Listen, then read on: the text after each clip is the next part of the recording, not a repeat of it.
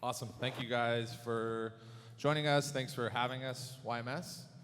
I was thinking, love to kind of kick off everything and just have each of the folks on the panel with me kind of do a little bit of background on themselves, and I'll kind of kick off and start. My name is Bob Gearing, and thanks for the plug. Appreciate that. How many of you guys use Socialbakers here? Anybody? Awesome. Okay. A couple people up here. More people to talk to.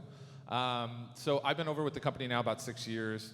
We help brands basically understand their performance across social media, really help them now with what to post, when to post, and what to spend their money on. So we have a booth in the back. Come see us. We've got a couple of our team members here. We're excited to meet all you guys and talk to you. So thanks for that. So I wanted to kind of kick off and do a little bit of an intro. I've got a bunch of questions, and then we can kind of roll from there. So. Hi, I'm Jen Fisher, so I'm from Crocs, obviously. I've been with the brand for about 8 years. I oversee the North America e-commerce business, and I'm really excited to be here today to talk to you about how Crocs is now all of a sudden hot with Gen Z. Hi, everybody. I'm Meaghan Morelli. I am the Director of Digital Content and Social Media Content at Subway, where I've been for, it'll be 3 years next month. Prior to that, I was agency side, and that's when I worked with Socialbakers. And I'm very, very excited to be here today and talking about how we're innovating for Gen Z. Hi, I'm Nathan Poekert. I work for BMW Group Mini on the innovation and strategy team. I've been with the company now for 2 years, and what we do is actually initiatives to reinvent the brand in the mind of potential consumers. And I am a 10-year agency veteran myself as well. And I'm Tal Hirshberg. I'm from Starbucks, based in New York, but in Seattle a lot of time. I work on our public affairs and entertainment team, basically trying to tell our stories more effectively to new audiences, all the good work that has been done at the company for 30, 40 years now. How do we let new audiences understand that we've been doing it for a while? Awesome. And I mean, I feel like we have so many cool brands, like totally different across the space. So I kind of want to start off and just start digging in. Obviously, we're focused on Gen Z. So I think when we start kind of thinking about it, I'd love to kind of hear how, each of us, a lot of different brands, but how have we kind of kept our brand timeless, right, within this? And I think I'd love to kind of understand why we think it's still kind of resonating with young people now, or why they're resonating with some of the young people now, too. I can jump in. So I think that to be a timeless brand really essentially means that you have to maintain relevance, right?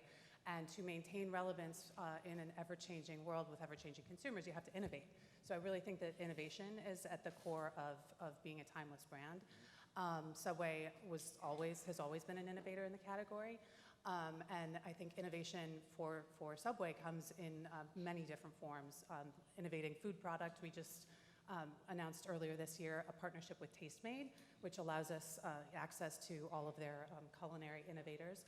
It also means digital innovation, whether that's our app or remote order, convenience, third-party delivery, and then also I think innovating in the ways in which we are trying to reach people and the places that we're trying to reach them. So social media, emerging platforms. We were talking about Twitch earlier. So. Yeah.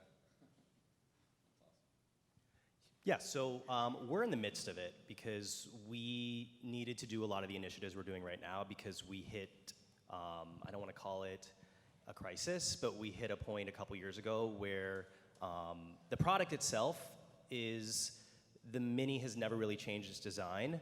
It's been kind of the same kind of style for the past 20, 30 years. We were very, very late to the electric mobility game. We're launching the first electric vehicle for Mini next year, Thankfully, we had over 40,000 pre-sales.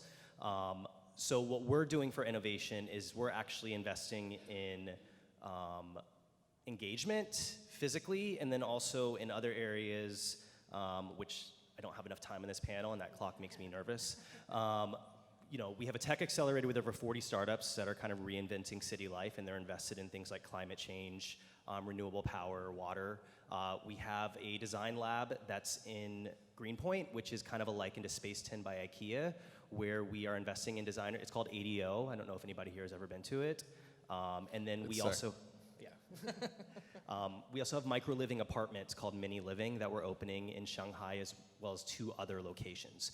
So whereas a lot of brands who have what we call a easy decision-making purchase, which would be Subway, Crocs, Starbucks, we have a $30,000 car, which you can't buy on your phone.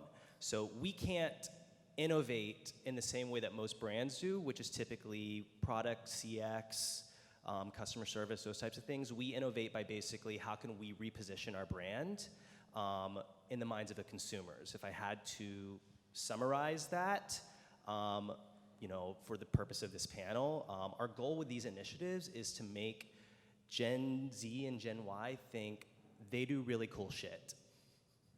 And I think what's also important is the ability to, if you are going to innovate, and obviously Starbucks, we do some of this, a lot of it, what you're talking about, but it's also the ability to know what you're innovating from and to have that consistency and to know where your product, like with Mini, you don't have to necessarily change, I guess, if it's a good car, it's a good car, you just need to tell more people. So at Starbucks, we were started by Howard Schultz with a foundation of values and ethics, and if you understand that, I think it's important. Then you have that basis, you're authentic, and you can just find that natural extension to the new audiences without pandering, without feeling like you're reinventing your product. It's just consistency with a twist, I would say, and that's what we're trying to do. Yeah, and I think for Crocs, I'll add on to that. Probably 6 or 7 years ago, if someone asked you about Crocs, I would get a lot of times, I thought they went out of business. And I think there's been some things back and forth where we've gone away from the clog and tried to go into other shoe silhouettes, and I think just being authentic to who you are, and that is our icon. Our shoe is an icon. So that's something that in the last 3 to 4 years, we've really went back and said, okay, let's celebrate this shoe instead of trying to act like it doesn't exist, and that's what really has kind of kept it timeless. And then also just like really being true to your core value, which for us is just comfort, everyone comfortable in their own shoes. That's basically what we do every single day. Yeah, that's cool. And I think, with a lot of the other things, and I'll kind of dig into this as we kind of go through some of the other questions, but I think when I see, and obviously the room is really full here, I'm like a huge nerd as far as like what's next and what's kind of coming. I'd love to kind of, and maybe, Tal, if you want to kick us off, like what are you kind of using now, or what are you reading or watching to try to keep up with these audiences, right? Because I think as they continue to change, TikTok, there's a million different channels that these people are on. How are you kind of trying to stay up to date, or what are the things that you're kind of keeping your eye on? So personally, I am lucky to have a younger brother. He's about like 10 years younger, so I use that as sort of a filter. I've sort of trained him in my tastes, and now he can tell me what people his age are into.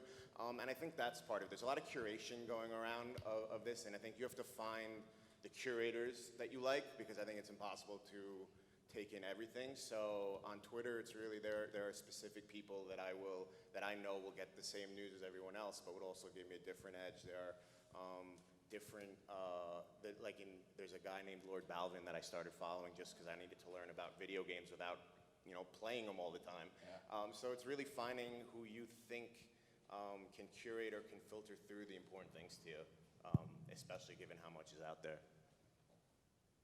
Anybody else? Anything cool? I think for me, I actually follow hashtags more than I do people. So that's what I see what our consumers are doing when I just follow hashtag Crocs. But I just recently started following the hashtag Visco Girls because that's what's happening right now. So that's what I kind of learned through is just following these hashtags, and usually then I take it back to some people on my teams. I think that hiring people that are in this generation is also really key. So we hire people straight out of college, which they're on the cusp of the Gen Z. But I'll take that back to them and say, okay, what is this? And they explain it to me. So yeah, hashtags are really fun to follow. Crocs are super Visco girl right now, aren't they?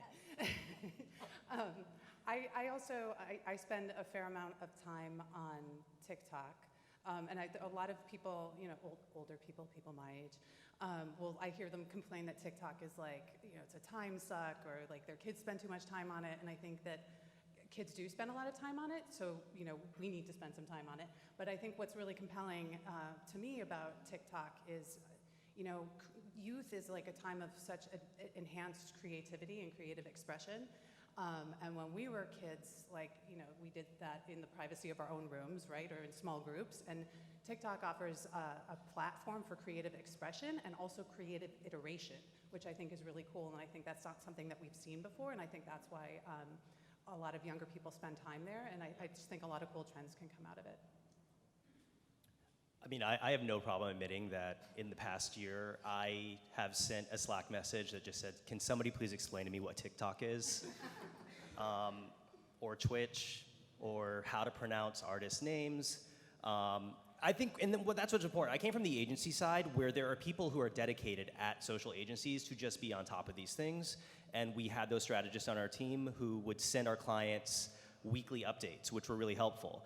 I quickly learned that having my team, which was mostly composed of people who were 27 or older, I needed to hire somebody who was 23 because they're very quickly able to tell me oh no, you should not invest in this because on TikTok, if you want to try and get a message across, it's just a waste of your time. So those are kind of the ways that I think I've learned in the past wave with emerging trends is it's okay to be behind as long as you have somebody on your team who is ahead. That makes sense, and I think I'm always also trying to, I have younger cousins, a lot of them, and we were talking before about Finstagrams and how that has gotten out of control as well, so just staying up to date, So I'll start with, I also had a couple questions here that we had kind of rattled off that I wanted to ask a couple folks here. So Jennifer, if I could ask you first, I wanted to talk through, obviously, the transformation, the regeneration, and keeping everything and coming back to the classics. But also, you guys have done some really cool collabs. And how are you identifying those folks, those influencers, or those brands that you want to have those collabs with? How are you guys kind of identifying that stuff? Well, Post Malone obviously has been our biggest collab to date. And that one was actually pretty organic because he already wore the shoes. So this really came from just listening to someone in our office who was, a 22-year-old who came to the CMO and said, hey, we should call this guy and do a collaboration with him. And luckily the CMO was, open to that, and it turned into this huge thing. So, I think some of them are organic like that. Others are, we're just, looking out there and seeing, we have such a broad base of consumers. We still have our feel-good consumer that is coming to us looking for comfort in their buying either flats or sandals or the clog. So I think that it's really just kind of lining up who are the audiences we want to talk to. And then obviously we're getting a ton of people that are coming to us to collaborate. So we take some of those things and put it through a filter to see, does it really make sense for us? And then we kind of go from there. No, it's interesting, and I think the Post Malone thing was everywhere. I know on social especially, I think everybody kind of strives to have something hit like that. So being able to kind of see those things is something that I think is really interesting. And speaking of kind of the lifestyle aspects, right, Nathan? When I'm thinking about Mini and some of the innovations that you guys have been really driving the last few years, and whether it's electric or some of the other parts that you're kind of focused on, and with the incubator and things like that. Talk to me a little bit about positioning the brand as more of a lifestyle brand, right? And especially when you're targeting that younger audience. Yeah, we're not trying to position it as a lifestyle brand in the same way that other brands are. The head of innovation at Mini always says, we want to be a brand that you would miss if it went away. And so with innovation, like I said, again, we have an expensive product. Our innovation is slow. I can tell you for the millions of dollars we invested in our design lab in Brooklyn, it's called ADO, we didn't fold in the fact that we are owned by BMW Mini until after year one. We needed to build credibility first within the design community. And by building that credibility, we don't have the ability to do collaborations with Post Malone's or that, that nature, because we need long-term investments. So what we look as success is when we do Design Week in New York and we do an installation, this year we got double the earned media of any other brand that did an execution, including the ones that did executions in Times Square or in Hudson Yards. So we're trying to reinvent in a long-term way, which is not just pop-ups, not just influencers, but in a way which is like, oh, that's really cool that Minnie does this and this and this, and we're trying to kind of slowly roll that out instead of looking for immediate results. It's interesting, and I mean, I think for me, right, and it kind of brings me to something else that I was kind of thinking about too with Utah. So now talking about how do I tap into this market and how do I find that thing that's really cool, how are you focusing on actually getting these people to come into the stores, right? Like, how do you get them to come and hang out with their friends and spend time and ultimately their money, right, with you guys? No, it's a good question. I think that one is that's not what we're trying to do, right? Like, obviously that's a result, but we're not saying, we don't approach decisions based on how can we get people to come in the door and spend their money. It's how can we get them to trust us, to feel that Starbucks is a safe space, is that third place between work and home that we've always talked about. And then it's what is that third place as people get older, as things change, right? There's a lot less of this, in retail you're seeing malls close, things like that. So how do we adapt and become what new generations of customers are looking for? And we do that both in the actual space itself, in our redesigns, but in the products and telling our stories and promoting more of the things that that the new customers or that people who are the Generation Z is interested in and listening, but again, being not taking that long-term approach rather than in the moment, how do I raise walking traffic in the next weekend? Right, and I think, just trying to be authentic, right? And I think we kind of preach this with a lot of the brands that we work with on social, is just having different voices across the different platforms also is really important, but having authenticity. And Meaghan, we were kind of talking about some of this stuff before also, but with food trends, healthy eating, I really see like a large rise in plant-based diets, veganism, and really trying to kind of drive that. Like, how is that, in driving people into the locations, also something that you're kind of dealing with now Gen Z being a lot more, I think, kind of vocal, I think, and also health conscious, I think, overall. Yeah, I think that the definition of health and of quality has really evolved over the last, certainly the last decade and a half. And I think Subway has always provided a healthier option to traditional QSR.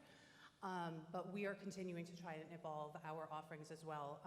Whether it's, we're testing a partnership with Beyond Meat, so you can now get a Beyond Meatball Marinara sub in certain locations, so we're testing that. We also did a partnership with Halo Top Creamery to offer Halo Top, lower calorie, higher protein milkshakes in Subway restaurants. So we're innovating in those ways as well to try and meet those diverse needs of consumers. Awesome. I always love kind of understanding, especially with folks that are, kind of tapping into the social space and really kind of understanding if we could just go down the row or, however you guys want to do it. I always love asking favorite follow on social and any inspirational brands that you're kind of tracking today that you're like kind of drawing that from.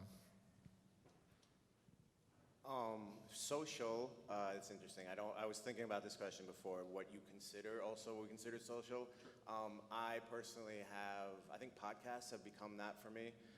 There are a few that I know are my weekly go-to or even daily sometimes for information, specifically The Watch. I love for TV stuff or industry especially. They do a good mix of review, telling me what to watch, but also how to think about it in a bigger picture. And that's, with streaming taking over everything, I think that's really something to be well versed in. And then, what was the second part that you brought? Just like brands that are inspirational to you, right? Me, I love Lego.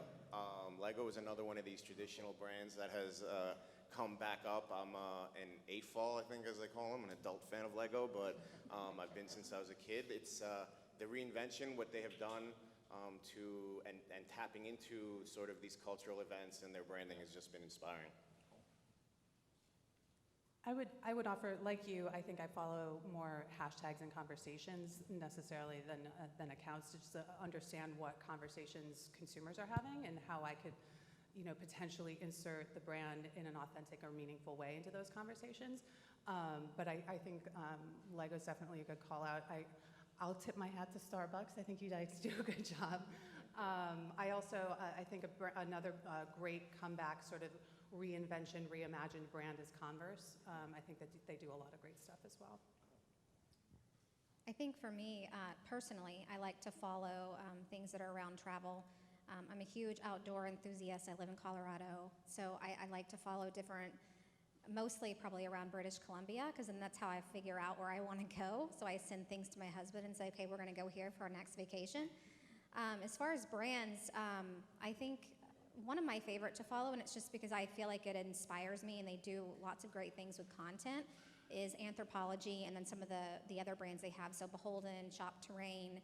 I find myself looking at these and getting inspiration for what I want to do in my home, or like outfits that I want to put together. So not necessarily always wanting to go and shop, but it definitely inspires me. I like to follow,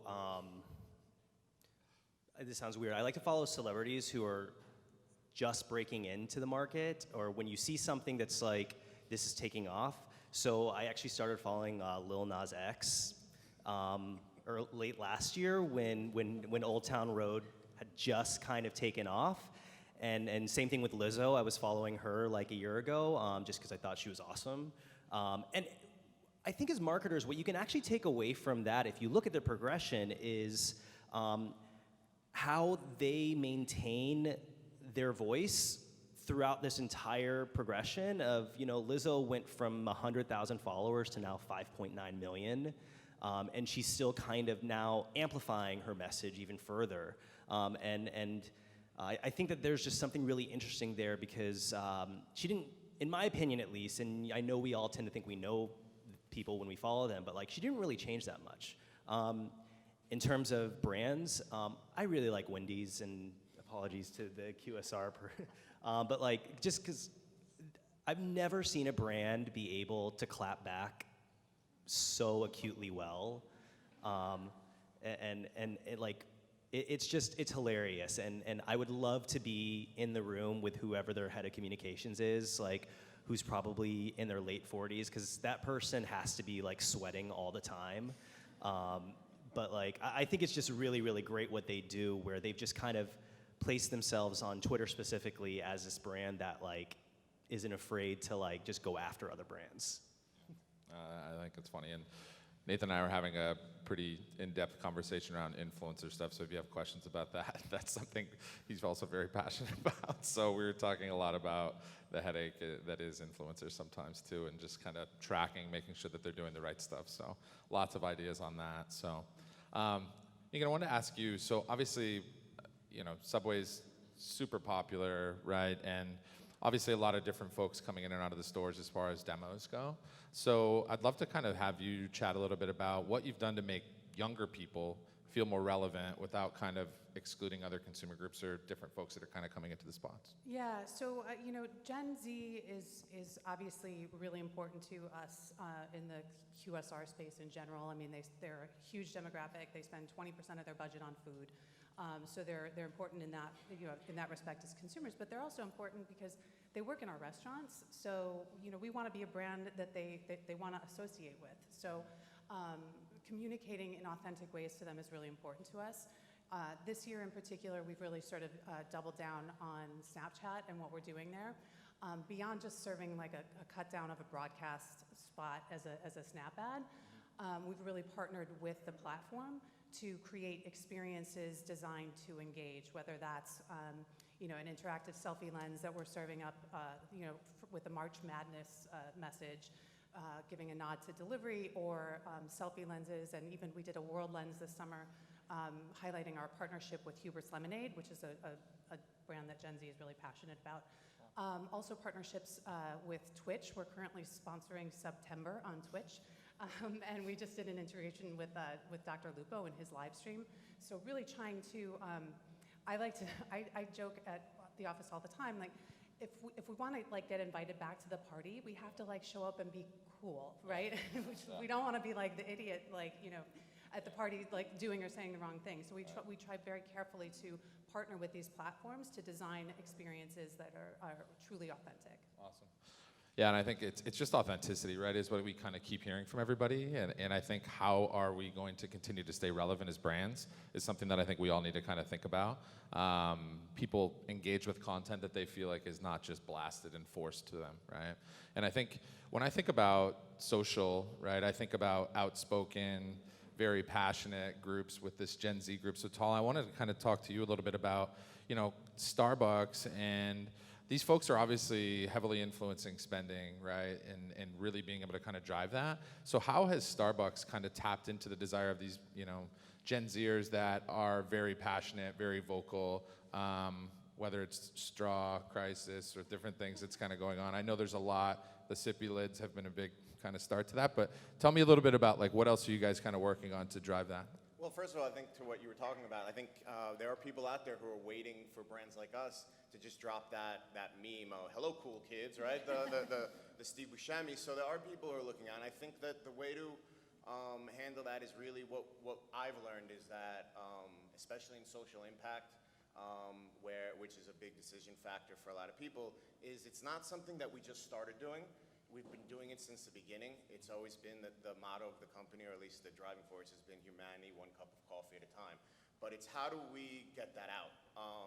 Starbucks in the last 5 years, I'll give you an example. Starbucks in the last 5 years has hired 25,000 veterans or military spouses, opened up over 50 military-based stores where there's specific programming for the military to come, or for, and the ability to transfer if your husband or wife gets moved to another base, the ability to know that you have a job at a new, and it's a great community. But if you go online, even as far as a year or two ago, there's the assumption Starbucks doesn't support the troops. We sent over 1 billion cups of coffee last year to the troops. I think that's just the start. So for me, the issue is how do you tell those stories in a better way? And the key is to find the people who are already telling them, and that's how the influencers, the people who are authentic. So in the last year, we've done a really great job. We partnered with Zero Block 30. They're a millennial-based veterans blog and podcast, and we work together, right? There's a lot of, it can't just be, here's what we do, go do something, especially with companies with such strong values and brand awareness that people really trust. So go to them. We go to them, we're trying to talk to them, but still authentic to us. And so if talking to the military and the way the military wants to be heard isn't something Starbucks is comfortable with, let's find people who Starbucks is comfortable with telling our story. It's cool. Huge Uncle Chaps fan, right? Zero Block 30, love him. So, and speaking kind of, I think for me, right, whenever I think of, and I think that Crocs has done a really good job at kind of also listening, hearing what people are kind of talking about, kind of caught the prom trend, I feel like, right? Which has been everywhere, where people are wearing Crocs now to prom. So that was like a huge kind of thing that you put out there, and really kind of took advantage of. So what advice would you kind of have to brands who are looking, Jennifer, just to kind of encourage them or kind of capitalize on some of these trends that they're kind of seeing out there, right? Is it just from listening to the hashtags, or how are you kind of picking up on that stuff? Yeah, I think you said it. It's listening and it's engaging. So we actually are, you know, when people are making comments to us on Instagram, we're actually responding to a lot of them, and they get really excited when someone responds. So just engaging with them. I mean, Crocs at Prom was something that the consumer started, and then we really leaned into that. There's a bunch of things that are like that. Like this actually all started with the white clog, and it was 2 teams in Minnesota that went into a Crocs store in the Mall of America, and they bought all white classics for their team. And that's kind of how it started, with the teenagers wanting to do this, volleyball teams, cheerleading teams, all wearing white classics. White used to be, you know, in the top 10 of our colors. Now it's the number 1 color because it's become such a big thing. So we leaned into that and just said, okay, they're actually doing this on their own. Let's get behind it. And so we did a campaign around, you know, rock white Crocs, Crocs at Prom. There's a homecoming one. So there's lots of different things that our consumer is doing. And honestly, we're just kind of going along for the ride and you know, making it into a story because they're doing it anyway. So. Well, I think so many brands take it so seriously. It's like, this is social media, right? Like, I love when people respond to me. I think even, in our office, we're like huge nerds and social nerds, but it's like, if a brand's responding back to us, or, I mean, that's how we even get in touch with some of the folks that we're meeting with sometimes, and it's like, just kind of chirping them and trying to see if they're actually paying attention. A lot of the times we're like, cool, this brand doesn't give a shit about social, right? Like, they don't even care. They're not even answering us, and I'm doing it every single day, right? So I think it's kind of cool to hear. Crocs is obviously something that's a little bit more disposable. Like, Nathan, when I think about, trying to really engage an audience of, we're going after a little bit higher dollar, higher value product, to somebody that's, a lot of these Gen Zers are maybe just getting their first jobs or starting to kind of really kind of get out there in the space. How are you typically kind of going after, or really kind of trying to engage those important folks within an audience that maybe have less disposable income? Like, how's that even start We're functioning? just trying to make a connection.